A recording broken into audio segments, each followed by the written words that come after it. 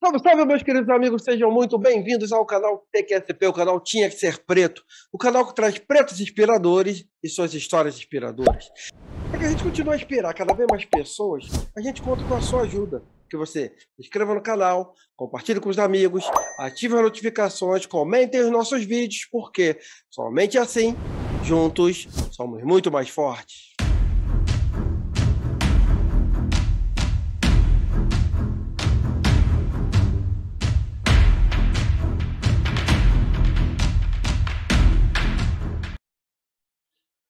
A nossa conversa de hoje é com um cara plural. O nosso convidado de hoje é nascido no bairro de Madureira, subúrbio do Rio de Janeiro, e criado na zona oeste do Rio de Janeiro.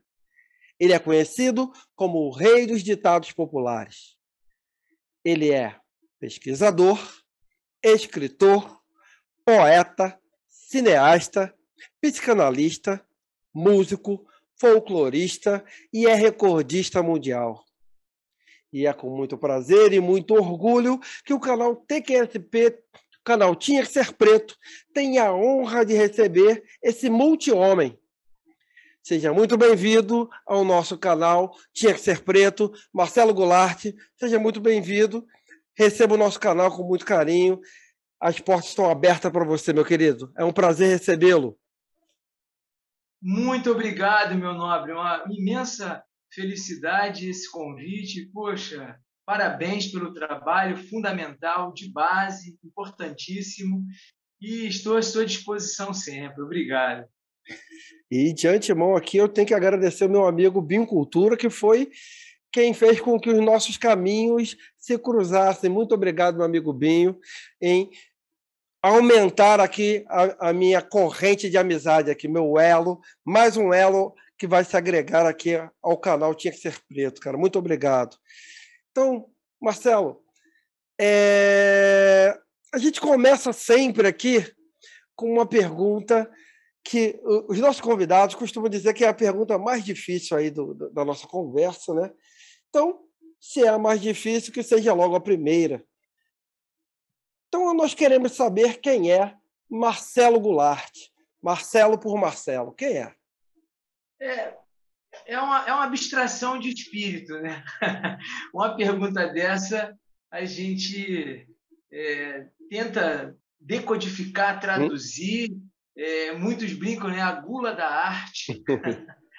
Mas é uma figura que está em busca sempre de estabelecer laços afetivos, né? Sou um ser humano aí que está sempre fazendo amizade, sempre procurando, né, construir pontes. Você citou aí o Binho, o próprio Binho, né, que é uma grande referência para mim, um irmão, um nobre amigo. Mas eu, por mim mesmo, fico dentro desse prelúdio que você abriu, né? Iniciou aí descrevendo um pouco das minhas realizações, tal, das minhas habilidades, dos meus investimentos e tal. Sou essa pessoa que está sempre aí em busca como eu posso dizer, de se superar diante de tantos intempéries, diante de tantos percalços, principalmente, né, se você não vem de nenhuma tradição familiar, se você não vem das áreas mais notórias da cidade. Então, a gente que é nascido e criado na beira do morro, né, que cresceu ali com toda a diversidade, no meu caso ainda sou filho de analfabeto, aquela coisa toda, né? Então, é sempre uma história, sempre uma luta para vencer esses limites. Eu acho que de onde eu vi, eu já fui até longe demais. A minha geração ali, muitos já, a maioria, a grande maioria já morreu, entendeu? E quando eu reencontro alguém, é sempre uma felicidade. Mas é isso. Guerreiro, guerreiro propriamente. Bom, eu citei logo no início que você é criado na Zona Oeste do Rio. Que região que você foi criado na Zona Oeste? Então, você colocou bem aí. Eu sou de Realengo, depois de Madureira, né, até os 11 anos, fui para Realengo, morei em Realengo, aí até ingrato não dizer outros lugares, morei muitos, mas morei alguns anos da minha vida em Rocha Miranda, onde eu tive uma grande virada, tive o contato mesmo com a arte, foi justamente morando em Rocha Miranda. Foi lá que eu comecei a participar de grupo de teatro, grupo de poesia, saraus, né? Então, ali foi a minha cena. Em Rocha Miranda, eu né, descobri pessoas que disseram para mim que eu era alguma coisa que eu não conhecia. E dali, morei em Rocha Miranda, morei em Jacarepaguá, voltei para Realengo um tempo e depois fui morar na Zona Sul. E aí fui, né, estudar, fazer faculdade, aquela coisa. Então, passei uma longa jornada da minha vida morando na Zona Sul. Depois voltei para Realengo de novo, aí voltei para a Zona Sul. Então, a minha vida é uma correria, sempre um deslocamento grande, é uma vida bem cigana. Mas em Realengo é o lugar que eu tenho laços familiares, Realengo. Pô, então tu é meu vizinho aqui, eu sou de Bangu Claro. e o meu ensino médio eu estudei em Realengo, ali no Colégio Nicarágua. Que Não sei se barato. conhece. É. Conheço muito. Eu agora há pouco tempo tive em São Paulo para entrevistar a Alessi Brandão e ela contou uma história dela, né, do Colégio Nicarágua nos anos 60, que Caramba. ela morou lá e tal. Uma história que é muito conhecida, uma história muito lendária, mas ao mesmo tempo existem algumas contradições. Tem gente que diz que essa escola que ela estudou foi em Vila Isabel e de fato ela morou em Vila Isabel também, mas ela foi moradora na Pavuna, saiu de Vila Isabel, foi para Pavuna, depois foi para Realengo, passou uma longa temporada, desabrochou o lado musical antes mesmo de ir para Mangueira. Então, o Colégio Nicarágua é um colégio cravado na Praça de Padre Miguel, que é conhecido como Praça de Realengo, um lugar de grande referência, porque Vila Lobos criou um projeto lá de música, se não me engano, nos anos Caramba. 40. Então, é uma escola muito icônica na região, uma pleiade de pessoas passaram por lá, muita gente que teve grande aptidão à arte, à cultura, né? Enfim, à ciência também. É um colégio muito, muito representativo ali. Pô, de grande Caramba. importância na minha vida, rapaz. Oh, Muita que barato. importância. Mas eu citei várias atividades suas, várias habilidades suas, e nesse momento aí, no momento atual, com qual ou quais delas você está mais envolvido no momento? Cineasta, poeta, Então, eu folclorista, te digo uma ou tudo um coisa: pouco ainda? todas essas atividades, brasileiro, sabe como é que é? Para sobreviver, tem que jogar nas 11. Então, todas essas atividades que você citou aí, elas estão presentes na minha vida como um meio de profissão e sobrevivência. Eu não fiz nada com um caráter assim curricular para colocar em parede, não. É para colocar, é para fazer parte da vida. Então, assim, eu atuo veementemente em todos esses segmentos.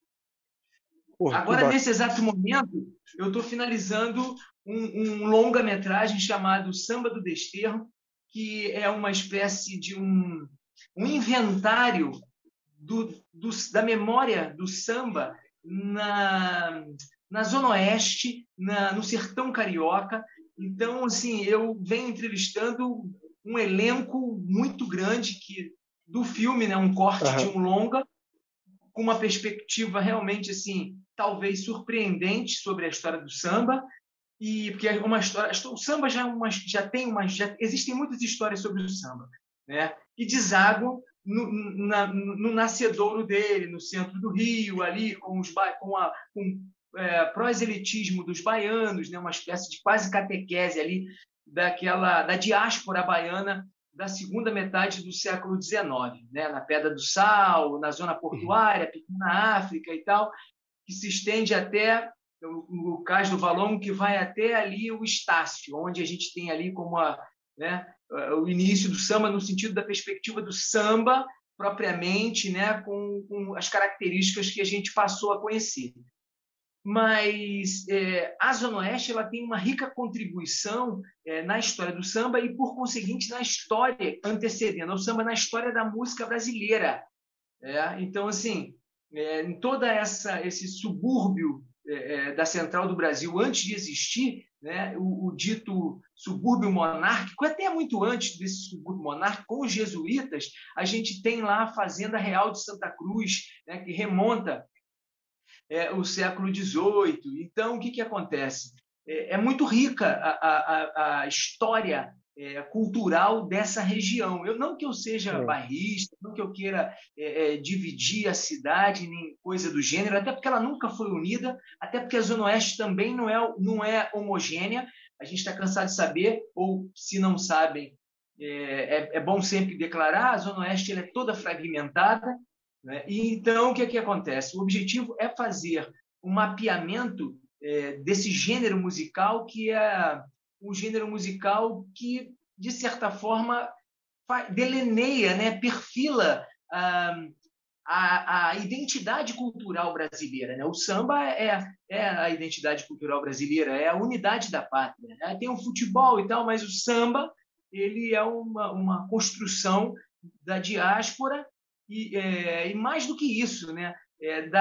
Da construção daquilo que o africano escravizado ele conseguiu reinventar, né, naquele processo de ser desenraizado, né, das suas origens. Então ele traz isso para onde ele vai e ele reconstrói uma África. E aí a gente tem a capoeira, a gente tem o samba, mas o samba é alguma coisa assim que é muito forte mesmo, e é uma linguagem muito múltipla, né? Também o samba também se subdivide, e é a partir desse conceito, né, do que se criou, dessa grife samba, é que eu busquei construir esse filme, que vai gerar também uma série, né, sei lá, com uns 10 episódios, que vai contribuir direta e indiretamente para que a região, né, ganhe um relevo, porque todo o patrimônio arquitetônico, todo o patrimônio material e imaterial estará presente, né, vamos dizer assim, em todo o conteúdo. No filme, que é um corte de 72, 73 minutos, a gente já tem mais ou menos uma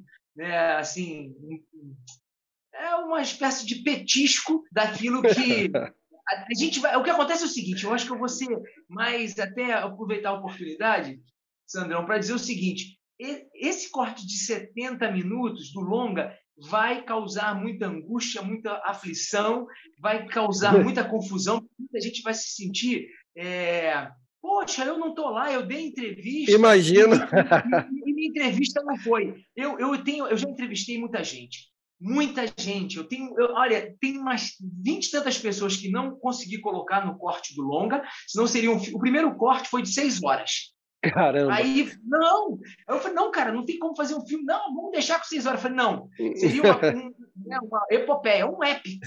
E aí, não, vamos fazer um filme para circular nos festivais, um filme de samba de exportação, uma coisa que, né, com os grandes cânones, e depois vamos fazer a série onde a gente vai deslindar todo esse elenco de pessoas, né, trabalhar com essa contribuição, rica contribuição, que se mantém viva aí no samba. Então, muita gente vai ficar chateada, mas aqui já é uma oportunidade para me desculpar e dizer que todos serão agraciados, que eu sou muito feliz, me sinto privilegiado de ter conhecido tantas histórias bonitas e de estar ouvindo tanta gente maravilhosa. Então, assim, eu acho que vai ser um trabalho que vai deixar um legado e que vai... Eu estou usando essa palavra contribuir, né? Porque eu acho que, não sei lá, não resta outra, mas é um trabalho que ele tende a enriquecer o cenário cultural e cinematográfico brasileiro.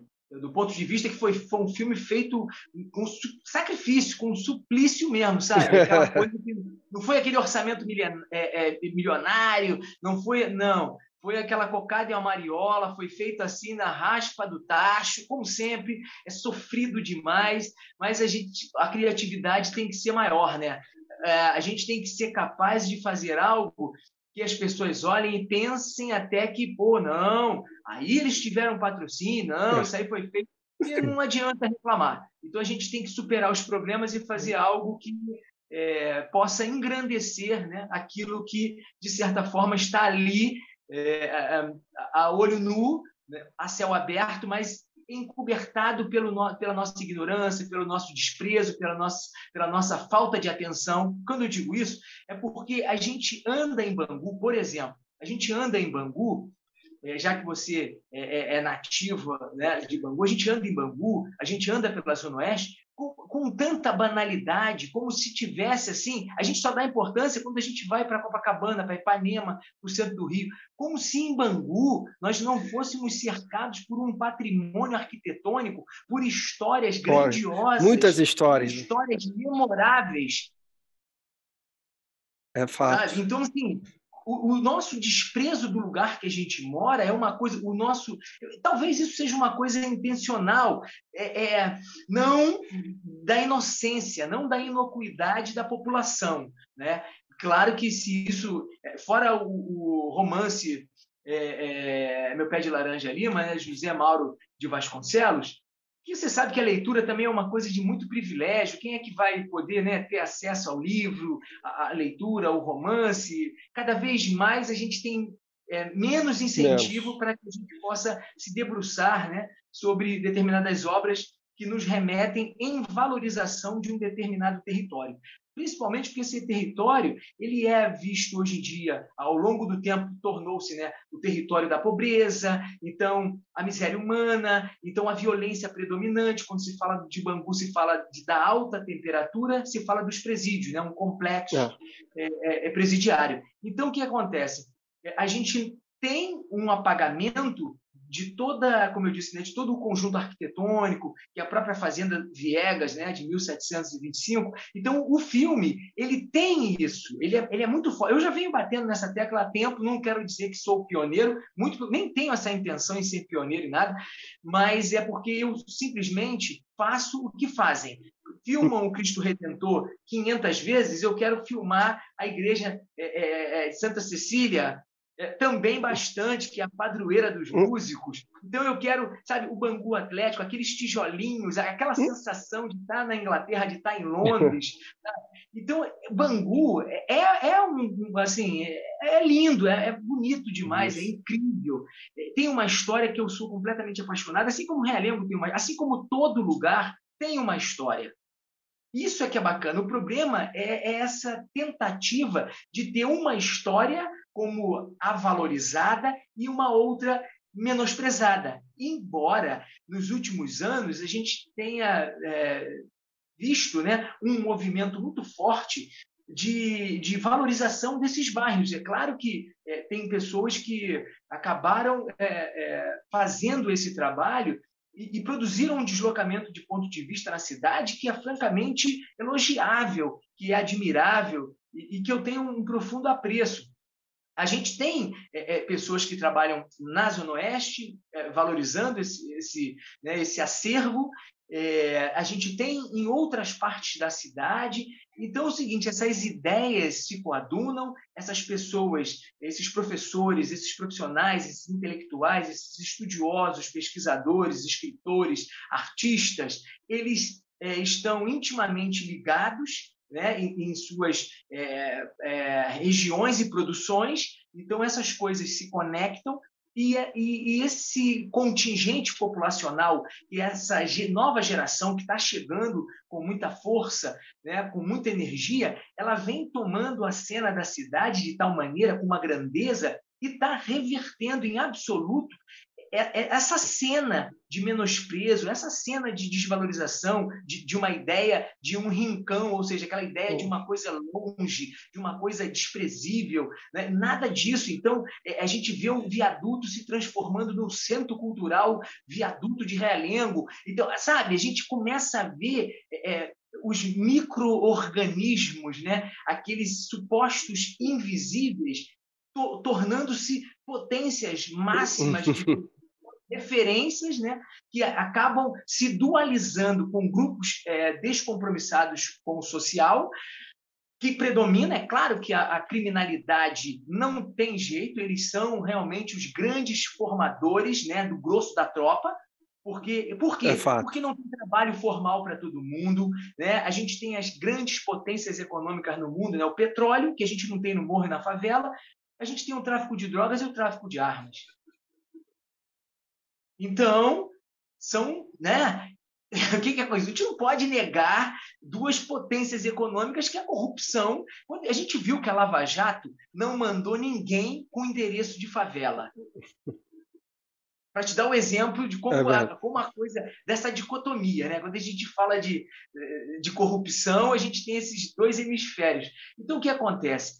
A luta de quem advém desse território, que já tem o carimbo de África marcado, né, no fenótipo, de quem traz consigo, né, essa sua origem naturalmente visível na sociedade. Então, até você explicar que você se difere de alguma forma de alguém, sabe, você já está comprometido. Então, já que estamos comprometidos com alguma causa de se defender, que a gente promova também alguns ataques produtivos. Porque se a gente sai para o ataque, né, produzindo coisa que interfere na ordem natural da sociedade, ou seja, interferindo onde ninguém espera que ali você entre por excelência. E você entra ali, mas como alguém ameaçador, alguém que ameaça por uma questão, né? Opa, será que quando você entra produzindo ameaça, mas a ameaça é da ordem da sutileza, onde entra a inteligência, da elegância, onde você consegue chegar e ser olhado com respeito, com afeto, com carinho, as coisas começam a mudar. Sabe? Então, poder disputar o espaço, né, social, desse imaginário tão controverso que é a vida na sociedade, é um desafio. E precisa ter muita coragem, porque realmente, durante muito tempo, eu passei... Aí que tá, né? Eu fui contaminado por uma visão de que, morando em determinadas regiões, eu não enfrentaria determinados problemas. Ou seja, a ideia de cultura que a gente tem, né, isso está muito bem estabelecido, que a gente vê nos grupos que vamos dizer assim, que são renomados por conta de alguma emissora de televisão, aí saem com seus grupos de teatro, porque para ter um espetáculo com a Lei Rouanet, precisa ter uns 3 grandes nomes que estão fazendo novela naquele momento, ou estão, né, no cinema com um grande protagonismo de bilheteria, principalmente, né? Agora com as coisas das redes sociais, e aí entra na questão, né, de seguidores. E aí o que acontece? Esses maravilhosos profissionais, eles saem, né, dos pontos turísticos da cidade e vão para determinadas regiões, e a fala é sempre a mesma: não, nós vamos levar cultura para esses lugares. E, na verdade, ninguém leva cultura para lugar nenhum. A cultura ela é um bem comum a todos os povos, a todas as civilizações, a todas as tribos, a todos os clãs, entendeu? Em todos os lugares existem as culturas que são produzidas ali, até porque a palavra cultura está relacionada ao cultivo da terra, né? Cultura do arroz, cultura do feijão, cultura do milho, e cultura também está relacionada ao oculto, né? A cultuar, a preservar o presente e também o sagrado. Então, o que acontece? Essa relação de entender melhor os lugares de onde a gente parte permite um certo esclarecimento, e que isso acaba implicando na valorização de determinados territórios, porque a gente não precisa mais sair de um lugar para ter que ir para outro achando que lá tem a cultura. Então eu penso, pô, peraí, se eu não tenho um aterro... Quando eu morava no Leblon, quando eu tive que voltar para a Zona Oeste, eu estava acostumado a vir ali a Vieira Solto, a Delfim Moreira, né? Tinha lagoa para passear, e nos finais de semana, domingo, a Delfim Moreira e a Vieira Solto, assim como a Avenida Atlântica, elas ficam fechadas para caminhar, para passeio, para o lazer, para a cultura e para o entretenimento. Quando eu cheguei de volta na Zona Oeste, eu já cheguei com uma indagação: lazer, luxo ou necessidade? Pô, cara, os vizinhos chamaram a polícia. Eu fechei a rua de frente à minha casa, e aí os vizinhos chamaram a polícia, que queriam chegar com seus carros, e ali, pô, a rua tá fechada por quê? A gente fazendo um evento de múltiplas linguagens, né? Tinha um hip hop, tinha um grafite, tinha a poesia. Eu já cheguei com aquela coisa do teatro, da poesia, do circo, da música, cheio de teorias na cabeça. Isso foi por volta de 1999. Eu ainda morava na Zona Sul e vinha para a Zona Oeste, que eu tinha sofrido um problema familiar, um irmão assassinado e tal, aos 23 anos. E aí eu comecei a vir para a Zona Oeste para... né, vi aquela situação, falei, cara, os meus amigos de escola, eles não entram no único lugar que tem para eles de lazer, de entretenimento, é a lona cultural, que o barzinho ali, que tinha um barzinho que só entrava a playboyzada, né? Então eles não tinham dinheiro para chegar lá. Quando chegava lá, esses ditos playboys eram todos amigos meus, filhos de médicos, isso e aquilo, mas eram todos meus amigos. Eram todas pessoas que me admiravam muito, que queriam que eu ficasse lá. E eu ia. Eu até ia lá com eles, batia um papo, aquela coisa. Mas quando eu olhava pro lado, quando saía de lá, eu ia para o lado de fora, eu via a rapaziada escutando a música, que era a música ao vivo, do lado de fora. Acabava o show, não tinha muito o que fazer. E aí aquilo me deixava angustiado. Falei, cara, esses caras não vão ao Teatro Municipal, não vão à Sala Cecília Meirelles, não vão a assistir os filmes no Cineclube do MAN, não vão à Cinemateca, não vão ao Centro Cultural do Banco do Brasil, Casa Franca, ou seja, eles não vão a Laura Alvim e Ipanema, eles não fazem parte. E eu, como músico, tive a oportunidade até hoje, né, mas durante anos, de trabalhar em pontos turísticos. Então, fiz temporadas em Copacabana Palace, tocando chorinho, todos os pontos turísticos que você imaginar. Eu trabalhei muito tempo, né, com o próprio Haroldo Costa, eu trabalhei durante muito tempo, o finado Clóvis da Mangueira, com outros produtores, né? Fico até ingrato começar a citar nome, porque daqui a pouco eu já estou deixando de falar o nome de uns 3 ou 4, como o Renato, que tinha uma produtora maravilhosa, a própria Mariazinha, com viagens internacionais. Então, o que acontece? Eu tive a oportunidade de frequentar ambiente com o meu trabalho, com a música e tal, né? E chegava lá, você toca o instrumento, isso é uma coisa assim que já te abre um espaço. Chega lá, você ainda é dotado de algumas habilidades extra, a porta já está aberta. Se você ali consegue estabelecer novos laços, então fica muito mais fácil. Então, quando as pessoas viam que, claro que ser músico não é coisa simples nem coisa boba, mas quando entendiam, né, que eu dominava outras linguagens, né, e aí, aquilo ali me permitiu circunvagar, né, universos. É uma loucura, porque, assim, essa coisa que é muito extremamente, é uma linha tênue, né? É muito delicada essa coisa dessa coisa de se definir por um determinado território, né? Mas eu tenho muito orgulho, cara, porque eu acabei me tornando até muito ingrato para algumas partes da cidade que eu já morei, que as pessoas têm um imenso carinho por mim, né? Lugares onde eu achei que dali eu não sairia nunca mais, porque eram espaços de convivência onde eu era muito querido, eu era muito aceito, eu era muito acarinhado e tal, e de repente eu acabei me tornando uma figura assim, né, uma identidade muito ligada à Zona Oeste. Então isso é motivo de orgulho, porque a Zona Oeste, né, tem figuras que eu tenho profunda admiração. De um modo geral, o Brasil, né, afora, me dá muito orgulho assim, de ser brasileiro, de ter a origem que eu tenho, de vir de onde eu vim. Tenho muito orgulho, porque assim, eu tenho boas referências. Mas Marcelo, você falou uma coisa muito importante, desculpa te cortar. Pode cortar, eu falo. Mas você falou uma coisa muito importante aí de você frequentar lugares onde seus amigos do subúrbio, aqui de Realengo, não poderiam frequentar, mas eu acho que esse fato acho que é algo histórico, né, cara? Durante muito tempo, a história nos disse que tem lugares que nós não podemos frequentar, tem regiões da própria cidade do Rio de Janeiro que não foram feitas para nós. A coisa está até mudando um pouco. E, às vezes, não é falta nem de condição.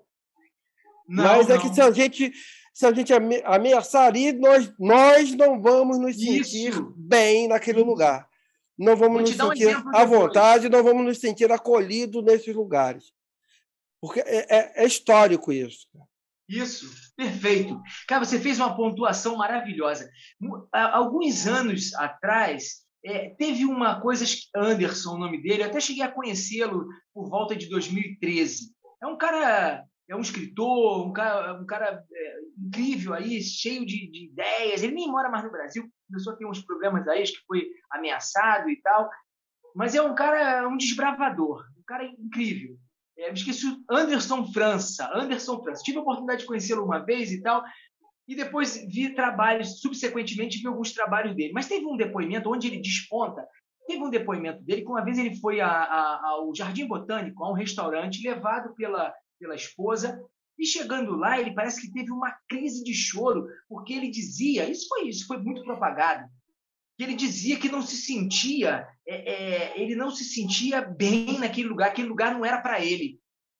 Então, isso foi uma polêmica muito grande. Ele tornou-se uma pessoa, do ponto de vista... Parece que o maître depois foi lá e fez as honras da casa, deu de presente para ele o jantar ou almoço, ou coisa do gênero. Foi uma coisa assim, eu acho que, de um modo geral, isso já tem tempo, muitos anos, quase 10 anos, e de um modo geral, ou talvez menos um pouco, de um modo geral, a essência da coisa foi essa. Isso me chamou muita atenção na época, eu não falei nada sobre isso.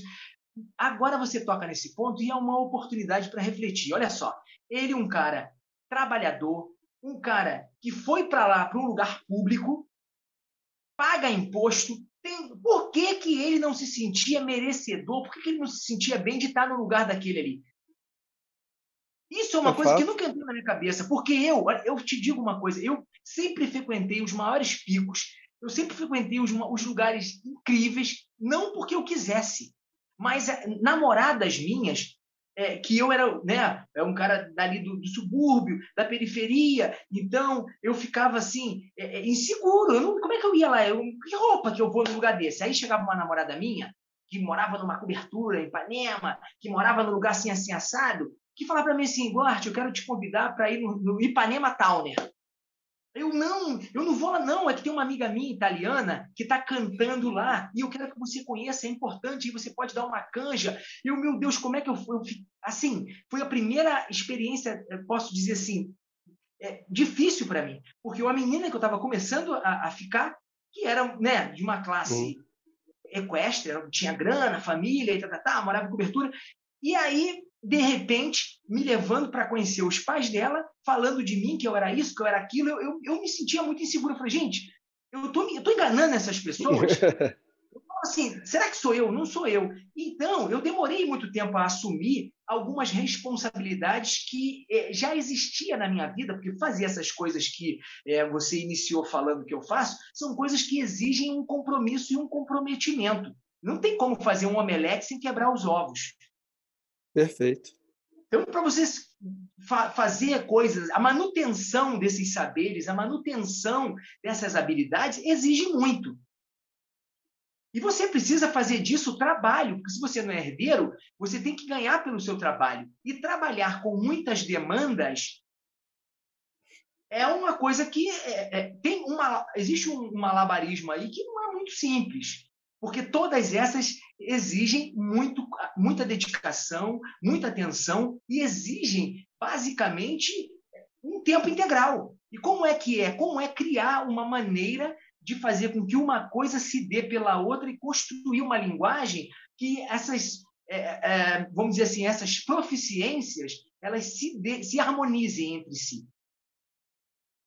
Então, promovendo esse concurso do saber, eu me sentia completamente inseguro e aí para domar, eu fui me tornando uma pessoa que que a namorada dizia para mim, não, cara, você é isso, aquilo, outro. Não, você tem que ir, aqui é seu lugar. E quando eu ia para os restaurantes, quando eu ia para os lugares, o pior, tudo cheio, aí tinha aquele lugarzinho lá no meio, cara. E eu falava assim, não, ali no meio eu não fico. Se fosse bom, todo mundo estaria lá. Por que ninguém quer ficar no lugar do meio? Era uma loucura para mim, parece que era uma coisa. Aí, aquele lugar lá do meio, quem é que estava lá? O único pretinho de todo o restaurante. Para ser visto. Aí o que acontece? As pessoas pensavam, aí eu cansei de chegar em pizzaria, no Leblon, depois, né, em lugares, aí, por quê? Eu acho que eu conheço ele. Aí cochichava assim, é isso assim, assim, é fulano, assim, assim, assim, assado. É ele que frequenta tal lugar, ele que eu te falei, entendeu? Então, assim, é o lugar onde você via que não, eu estou falando para você de 22 anos atrás, cara. 23 anos atrás, sabe? Então, assim, eu num momento ali desabrochando e num momento ali de plena juventude, vigor total, e ficar no meio da galera do teatro, na galera da música, na galera da intelectualidade. Ninguém preocupado com nada. Ninguém preocupado com roupa, ninguém preocupado se tinha dinheiro, ninguém preocupado com como é que voltava para casa, ninguém preocupado com nada. Mas tinha um mundo externo também. Tinha o mundo externo é esse, né? É isso. Eu tinha algumas limitações. Existiam alguns conflitos, existiam algumas limitações que eu já não podia ter mais por estar ali, mas aquilo ainda me corroía por dentro, porque cada vez mais eu era exigido, cada vez mais eu era cobrado, cada vez mais eu era reverenciado.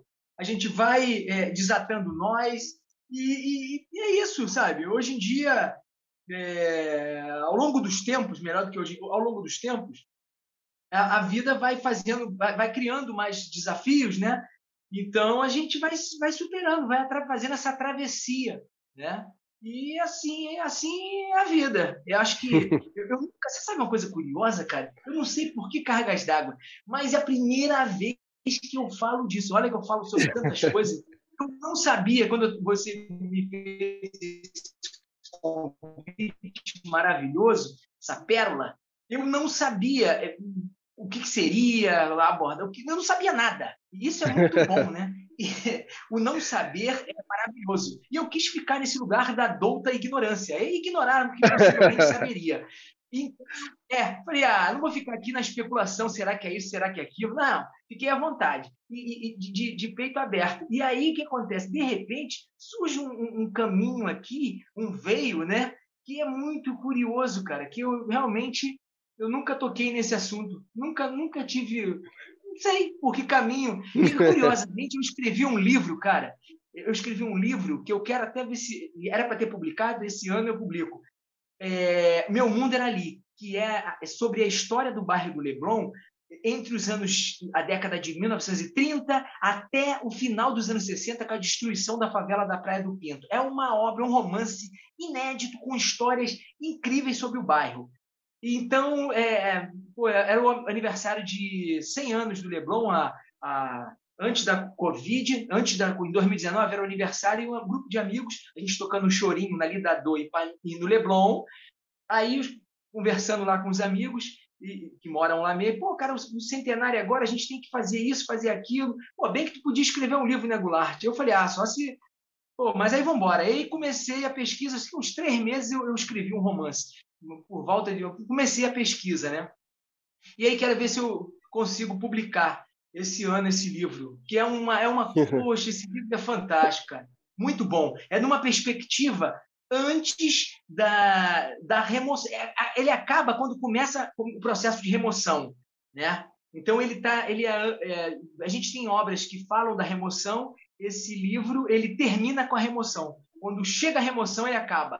Então é aquela vidinha ali, sabe, do bairro do Leblon, na década de 40, 50, é incrível, passando coisas assim que... Aí eu falo da Praia do Pinto de uma maneira que pode ser até presunçoso, mas eu entrevistei pessoas que já até morreram, que me contaram sobre a efervescência do bairro do ponto de vista daquela favela que fazia o bairro do Leblon não dormir. Era uma comunidade rica de folia de reis, sabe? Porque tinha a escola de samba, Grêmio Recreativo Independente do Leblon, de 1947. 46, 47. Então, o Neném, que morreu há pouco tempo, eu lamento muito, poxa, uma tristeza. O Neném ele era filho do cara que criou, né, do Modesto, Luiz Modesto, e ele era o herdeiro da história da memória do bairro. Eu fui muito feliz de conseguir, me tornei amigo dele e atravessamos madrugadas e fui lá várias vezes, né, no Leblon, conversar com todo mundo, mas a gente se encontrava muito na Dias Ferreira, num bar na Dias Ferreira, que é vamos dizer assim, que é o santuário da boemia, da malandragem, lá é que fica a nata. Inclusive, eu tive a oportunidade de entrevistar também o Paulo César Feital, o sambista, Paulo César Feital, lá nesse bar. Ele mora só ao lado. Personalidades. Você não quer imaginar. Então, quando ele viu o assunto, o tema, a abordagem, ele leu o livro, que eu até convidei o Feital para escrever o prefácio. Aí vamos ver se esse ano eu consigo. Eu parei um pouco de assim, com essa situação que a gente estava vivendo política, eu dei um tempo da enciclopédia, que eu estou escrevendo uma enciclopédia com 10 volumes. E eu estou no 6º volume. Então, os livros são muito grandes, muito grossos, assim, é um acervo iconográfico estratosférico, é uma obra que exige muito, né? Então, eu estou escrevendo essa obra, aí estou escrevendo agora, parei um pouco, né? Estou escrevendo um romance que é ambientado na Baixada Fluminense, dos anos 50 e 60, e de um ponto de vista também completamente diferente de cidade, né? É incrível. Foi um trabalho, uma pesquisa que está me dando, né? Realmente está me exigindo bastante. E tem uma obra para publicar que já é ambientada no Rio de Janeiro, do início do século XIX. Eu fiz uma pesquisa. Enfim, tem muito trabalho aí para publicar. Caraca, e tu tem tempo para tudo isso, cara? Pô, cara, é isso que eu falo pra Caraca, você. rapaz. É uma loucura, cara. Tem a quantidade de trabalhos que estão aí engasgados com o negócio de pandemia, que paralisou tudo, que ainda a coisa não voltou, e coisas de fora do Brasil que estão para acontecer. Pô, muita coisa que é frustrante até. Eu não gosto nem de falar, porque a gente fala e... né? Mas eu acho que essa altura do campeonato também as pessoas já sabem que se eu estou falando é porque mais cedo ou mais tarde, eu vivo ou eu não vivo, de preferência vivo, né? Porque tenho uma filha pequena que precisa Vive da com minha muita atenção, saúde. com muita saúde. Então a gente quer viver, tem muito amor para dar. Quando o Binho, quando eu terminei a minha conversa com o Binho, ele falou: pô, cara, eu tenho uma porção de gente que eu posso te indicar aí para você entrevistar no canal, rapaz. Falei: porra, eu agradeço, rapaz. Qualquer indicação sua, pô, será bem-vinda. Aí falou: porra, Marcelo Goulart. Porra, Marcelo Goulart, já ouvi esse nome. Pô. Aí falou: pô, Marcelo Goulart, ele tem vários recordes. Aí começou a contar um pouquinho da sua história, pô. E aí ele falou. Aí eu vi que eu já te conhecia, cara. Você fez. Eu já tinha assistido 2 documentários seus antes de te conhecer. E depois que você aceitou, eu assisti de novo esses 2 documentários, porque os 2 são muito importantes para mim, né? O primeiro documentário que eu assisti foi sobre o Bob Rum, né? A história de um Silva. E eu acho que o Bob Rum é um cara muito importante.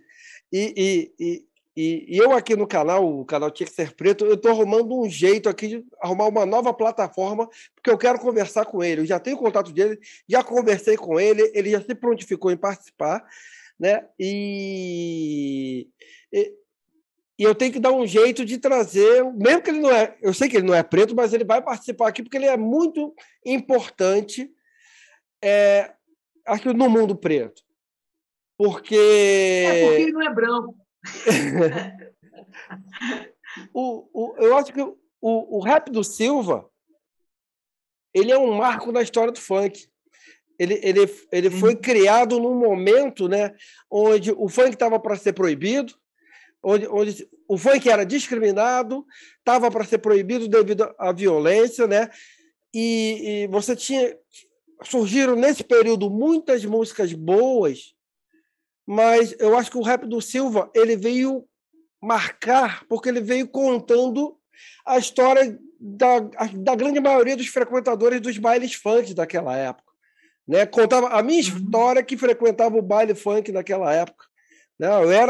Eu sou Silva, né?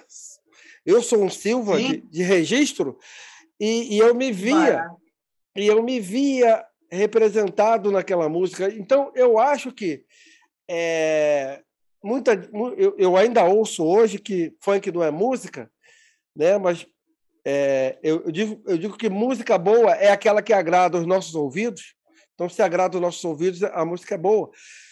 E o rap do Silva, eu acho que ela entra no hall das grandes músicas brasileiras, no meu entender, e é um marco do funk Brasil. E Sim, que você... deixa eu te fazer, desculpa te interromper, deixa eu te fazer só uma rápida pergunta sobre isso. Você assistiu o filme do Bob Rum onde? Foi na Amazon Prime? Não, rapaz, eu assisti. Alguém mandou para mim e eu acho que eu vi no YouTube, cara. Não, tem, ó, quando você tem que assistir, lá não tem o longa, lá é um corte do curta. O Aham. longa, que é outra coisa. Você tem que assistir o longa, por isso que eu te interrompi. No Amazon Prime, assiste o longa. Era os 15 Aí minutos. você vai.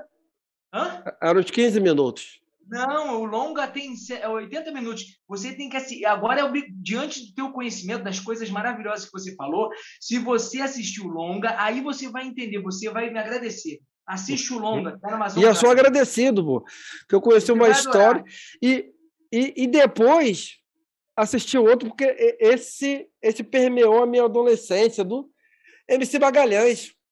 Eu sou nascido em Padre Miguel. E, pô, Olha, quem não conheceu o Magalhães, pô, Realengo, Padre Miguel, Bangu e adjacências, porra.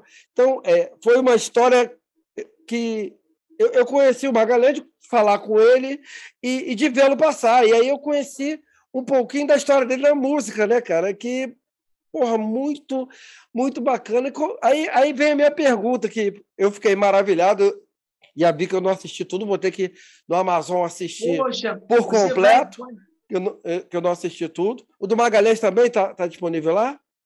Não, o do Magalhães está no YouTube mesmo. O Magalhães é Aham. um curta do YouTube. Ah, Foi então. feito para colocar no YouTube. Era um edital. Esse do Bob Uhum. Rum era um edital também igual ao do Magalhães, para microprojeto. Era 15 minutos, mas aí acabou ficando com mais tempo e tal. Mas o longa é um outro filme, é uma outra parada. Você vai ficar louco, você vai gostar mesmo. Ali tu vai entender. Porque tudo que você falou, o filme discute, entendeu? O que é Uhum. música, o que não é música. Não, você tem que assistir o longa. Lá é que o bicho a gente vai até arrumar um jeito para tu assistir. Aí você vai E, agradecer. cara, e aí vem a minha pergunta: como é que foi, cara, gravar basicamente esses dois, né? Porque esses dois remetem a mim, né? Eles conversam comigo. Esses dois trabalhos seus conversam comigo. Como é que foi, cara, gravar? Eu vi lá o tanto de gente que você trouxe para comentar e debater, né? Cara, como é que foi esse trabalho, cara, para tu? O que acontece é o seguinte, embora eu seja um negão de quase 2 metros de altura, 1,85 m, eu não fui a baile, eu não fui frequentador de baile. No período que eclodiam os bailes dos anos 90 e tal, que é o que a gente está citando, eu estava em lugares como cineclubes, eu estava já com uma vida muito voltada para a coisa da intelectualidade. Então eu não tinha a menor relação com o funk, nada.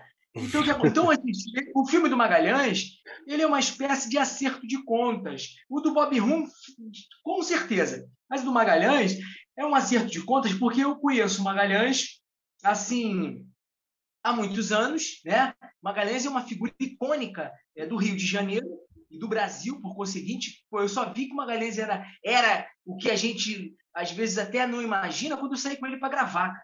Pô, eu estou em Ipanema com o Magalhães e o pessoal, Magalhães! Eu estou com o Magalhães, tudo quanto é lugar. E só para te cortar, Magalhães foi o cara que mais morreu nessa vida, né? É isso, é isso. Toda hora tem alguém diz, porra, você tá sabendo? Magalhães morreu, cara. Aí Morreu, aparece ele no outro dia. Porra. Isso. Então, é justamente isso. Então, o Magalhães, eu fiz o filme pelo Magalhães, não pelo funk. Mas como o filme foi um estouro muito grande, sabe? Mais de 30 jornais, um monte de gente me entrevistando, e Magalhães toda hora jornal, foi um bafafá muito grande. E aí, vieram falar comigo, pô, cara, escreve um livro aí sobre o Magalhães, tu é escritor. Aí eu fiquei naquela, né? O Rio de Janeiro estava passando por um processo do movimento Passe Livre em 2013, que foi quando o filme foi lançado, em meio a protestos. E aí eu falei, tá. Aí o Fernando Molica, do Dia, falou, falei, por que tu não escreve? Eu falei, quem sabe? Aí publicou no domingo, cineasta prepara um livro sobre o MC. Ferrou. Aí todo mundo, porra, vai escrever um livro sobre Magalhães? Aí comecei a falar, tudo bem, então eu vou escrever um livro. Aí comecei a escrever um livro, mas aí, no meio do caminho, começaram a me contar várias histórias e tal.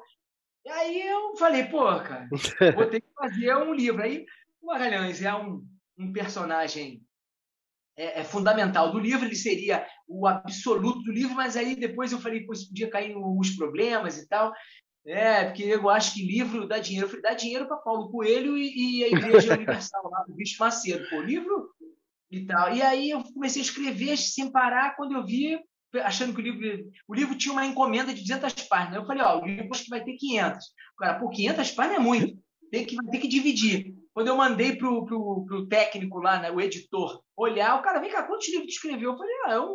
Cara, o livro tem 1.500 páginas. Aí foi um reboliço, cara. Pô, o livro tinha 1.500 páginas, foi uma loucura. Aí tornou-se a Bíblia. Aí foi uma loucura. Aí, se eu começar a contar esse lado, a gente vai ficar até amanhã. Eu tinha uma pergunta para te fazer, mas acho que você já respondeu, né, cara? Porque você é um cara com alguns recordes, né, cara? Acho que são 7. Ou já aumentou esse número? São 7, né? É um número cabalístico. É um número cabalístico. Eu fiquei no 7 aí. É claro que poderia até ter aumentado, mas que não quer dizer que não vai aumentar. Mas eu fiquei no 7. Eu fiquei bastante. Quando entrou esse governo passado, esse presidente passado, eu fiquei bastante desgostoso mesmo, porque não tinha espaço nenhum para absolutamente nada. O Rio de Janeiro passando por trevas, né, cara? O inferno astral e tudo paralisado. Eu, para sobreviver, né? Então eu não podia me preocupar com nada, porque na verdade essa coisa de recorde foi uma coisa que aconteceu por acaso, entendeu? E aí essa que era a minha pergunta, cara. Essa era a minha pergunta. Aconteceu por acaso. Você já começa o trabalho, eu quero bater o recorde. Não, ou é natural? Noção, não. Não, porque eu tô vendo que é tudo natural. O do Magalhães ia bater recorde também. Mas o que acontece é o seguinte, quando eu escrevi é o seguinte, eu sou, como você disse, né, classificado como rei dos ditados populares, eu escrevi a maior narrativa literária, poética, por ditados populares. Eu tenho um acervo memorizado de 30 mil ditados, então eu recito de cabeça livros, fico aí agora eu já não estou meio enferrujado, mas eu larguei de mão, mas em condições normais eu sou capaz de fazer uma parada assombrosa.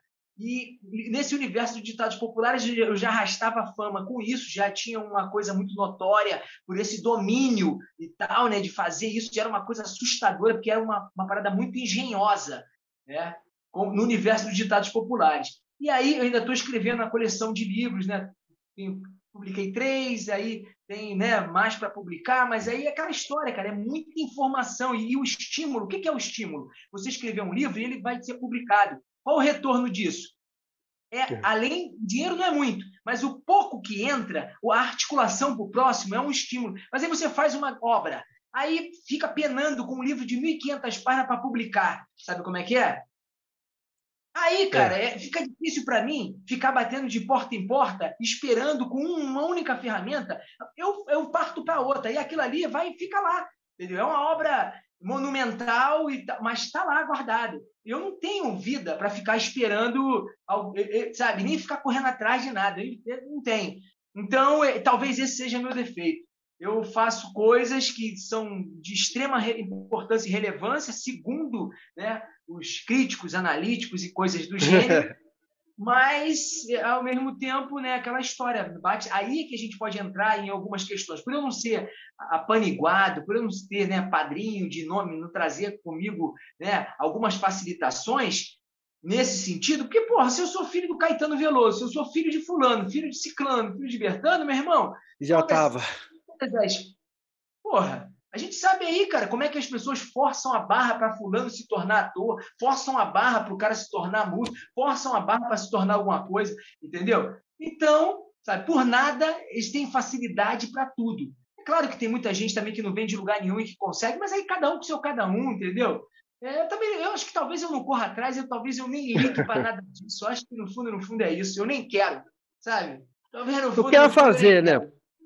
O negócio é produzir, né, cara? Eu não estou nem aí. É isso aí. A verdade, no fundo é isso, entendeu? Tem que fazer isso tudo. Tem que ficar pedindo esmola, meu irmão.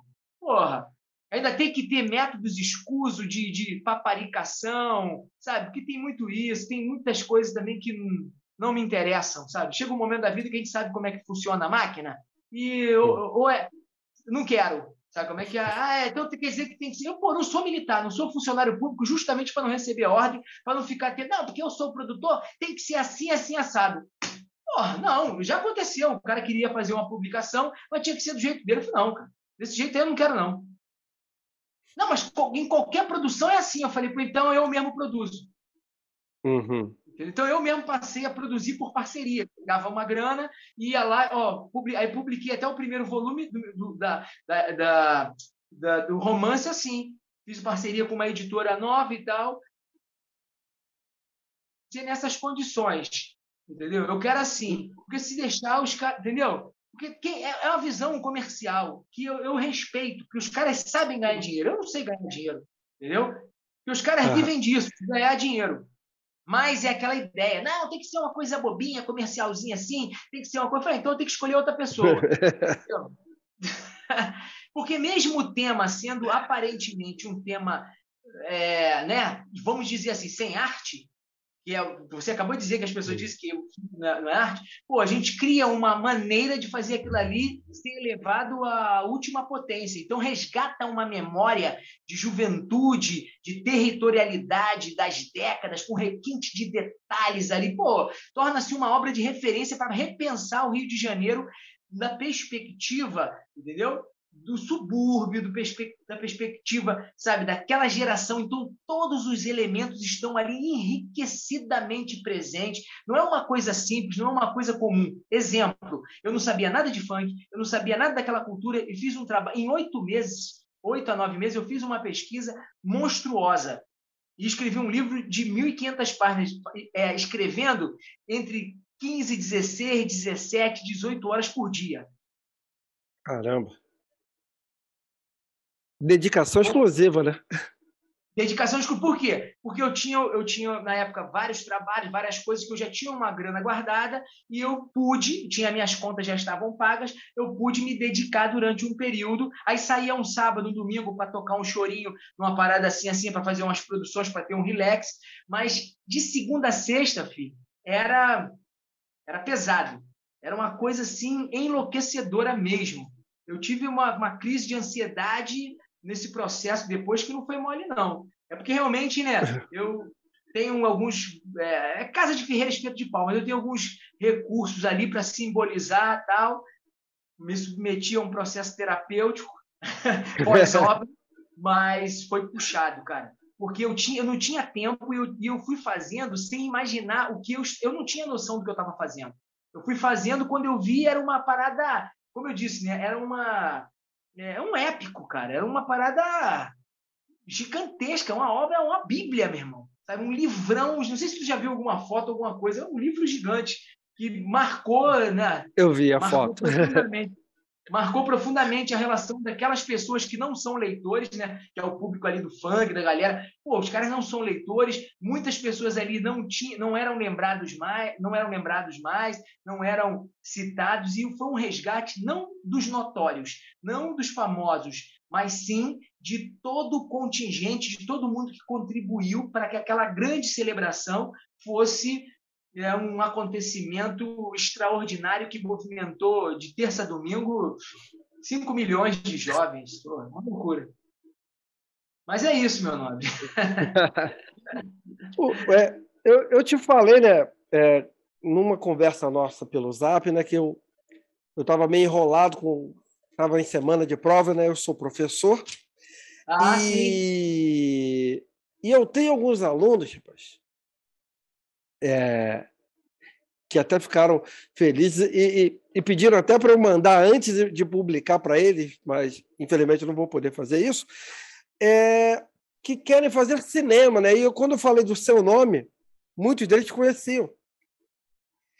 E ele falou, caraca, Sandro, porra, me manda aí, logo assim que tu gravar, me manda para eu assistir. Eu falei, não, calma, espera, aguarda na disciplina que você vai assistir.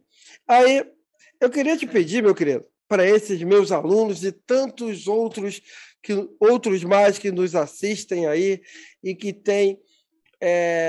que querem enveredar por essa área de cinema que você está trabalhando, um dos seus trabalhos no momento, que você é um multi-homem, né, como eu falei no início. O que você daria de dica, de sugestão para esses meninos e meninas que pretendem seguir os seus passos, meu amigo? Todos eles, né? Então, ó, é o seguinte, se a gente for pensar o cinema, que é uma arte coletiva, né, daí o nome Sétima Arte, que é um trabalho que cada um tem uma função ali no set de filmagem, começar a buscar construir um grupo para montar, o primeiro grande passo, facilita montar uma espécie de cineclube, para começar a assistir, começar a pesquisar, procurar saber sobre nomes. Uma vez feito isso, pensar como é que hoje em dia, a gente tem uma facilitação que é a internet. A internet, ela oferece muitas capacitações, oficinas, making off. Então, você junta um grupo ali, 4, 5 pessoas. Pô, vamos bolar um filme? Pô, mas a gente não sabe editar, não. A gente pode encontrar alguém que pode nos auxiliar na edição. Pô, vamos fazer um curta de 1 minuto. Vamos contar uma história com início, meio e fim, com duração de 1 minuto. Agora vamos começar a contar uma história, início, meio e fim, com duração de 2 minutos. Começa a aumentar. Vamos fazer um filme com plano sequência. A gente não tem quem edite. Então, para fazer os cortes. Então, vamos fazer o seguinte, vamos fazer com o celular. Com um celular, vamos montar, vamos ensaiar uma cena, vamos criar uma poesia, vamos construir uma imagem, a gente bota um áudio, vamos fazer coisas, vamos experimentar. Porque o cinema, ele tem esse lado também experimental, que é muito interessante.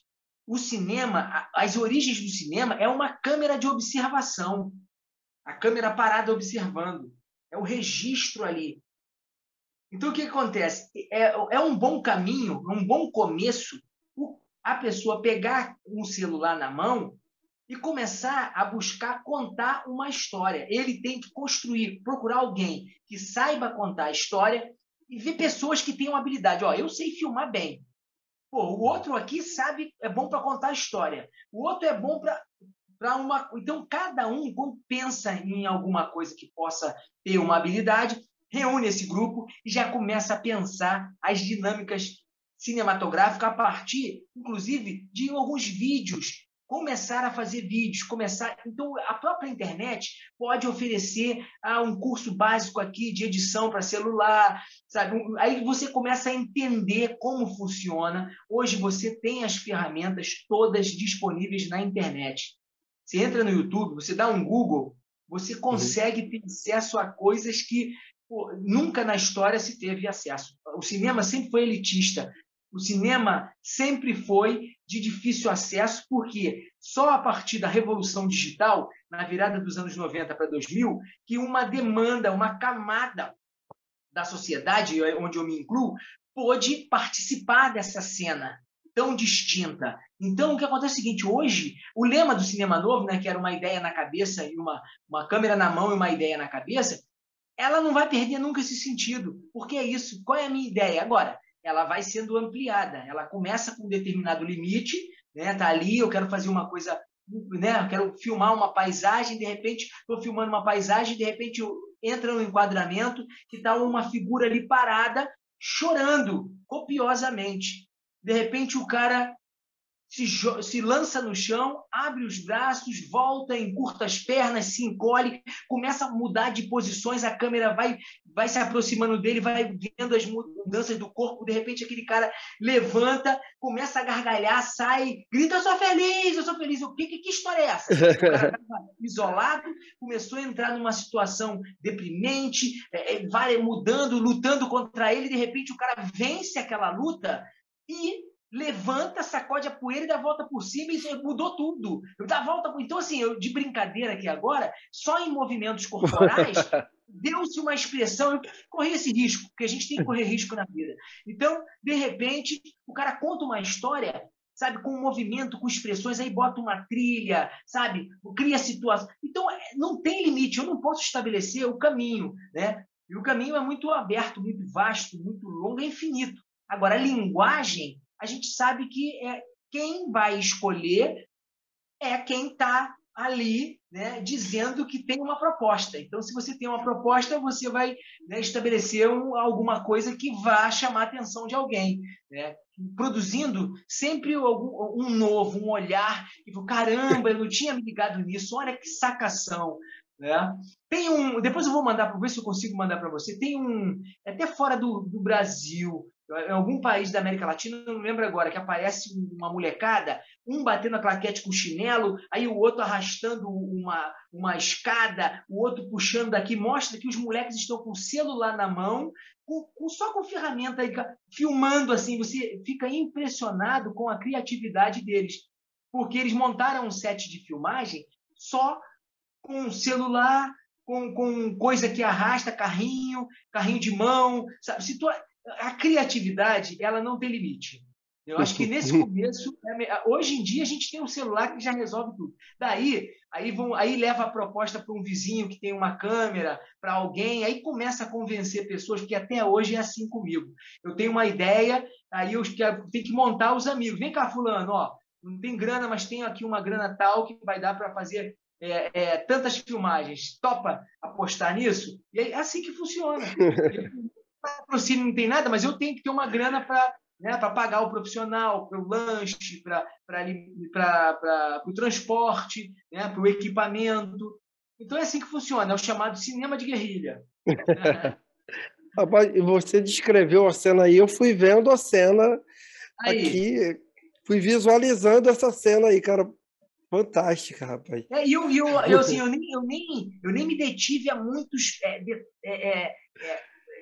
detalhes. Foi uma coisa muito rápida mesmo, só para dizer que, sabe, uma pessoa muda de status corporal assim, rápido, né? Ela está ali parada, isolada, de repente ela começa, né, a entrar dentro dela é meio um Leonardo vicioso, mas ela começa a mergulhar em si, tornar-se, né, em si mesmada, ali em seus pensamentos, em suas angústias, começa a se contorcer, posições fetais, né? E ali, e vai naquela luta, vai para cá, vai para lá, se revela, e de repente a pessoa, num rompante, né, ela se liberta, e assim vence de si própria, né?